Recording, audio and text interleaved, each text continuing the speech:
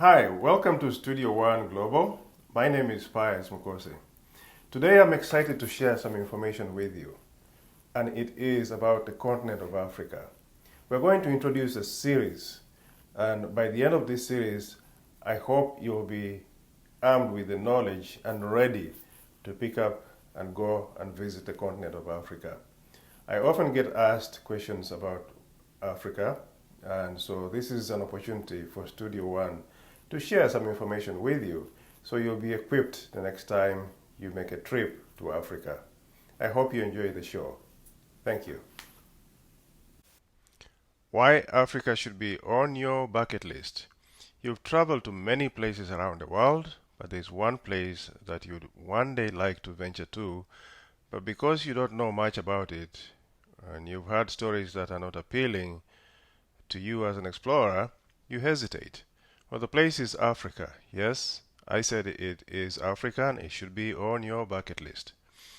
You are planning a trip, for example, of a lifetime or a honeymoon that your children will never stop hearing about. Why not consider Africa? We're going to walk this journey with you by exploring various aspects of this wonderful continent. But please don't forget to subscribe to our channel. Here are some basic facts that this giant is waiting to be discovered and shared about. First and foremost, Africa is not a country, and there is no such thing as an African language. Africa is diverse in culture and languages. Africa has 54 countries, about 2,000 languages, with a total of at least 75 languages spoken by more than 1 million people. The major groups of Africa are Bantu, Nilotics, Khoisan, and Afro-Asiatic. Let's talk about wealth. Yes, Africa is blessed with natural resources. Did you know 90% of the world's chromium is mined in Africa? Well, next time you turn on your cell phone, remember that the batteries are made from this African mineral. 40% of the world's gold is mined in Africa. 65% of the world's arable land is in Africa. So, before we go on, please check us out on Facebook and other social media. We appreciate your time.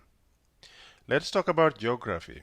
Africa is divided into 5 regions: Eastern region, Western region, Northern region, Middle or Central region, and Southern region.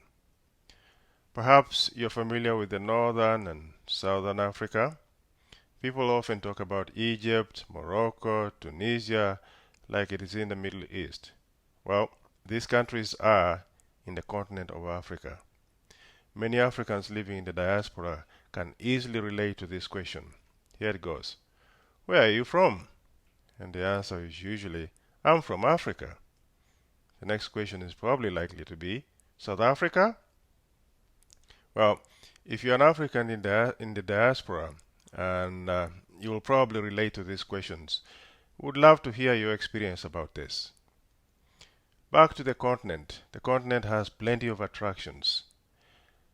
The plateaus in the East African region, the Atlas Mountains in North Africa, the Zambezi River that empties its waters into the Indian Ocean and home to the Victoria Falls, the Nile, the longest river in the world, the Ituri Forest in Central Africa, Mount Kilimanjaro in Tanzania, which is the highest mountain in Africa, and it has snow-covered peaks.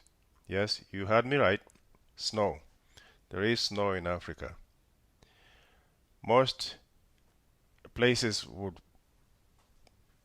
not have snow, but this mountain has snow. Mount Kenya, even with its proximity to the equator, has snow. And you can see the white glaciers at a distance.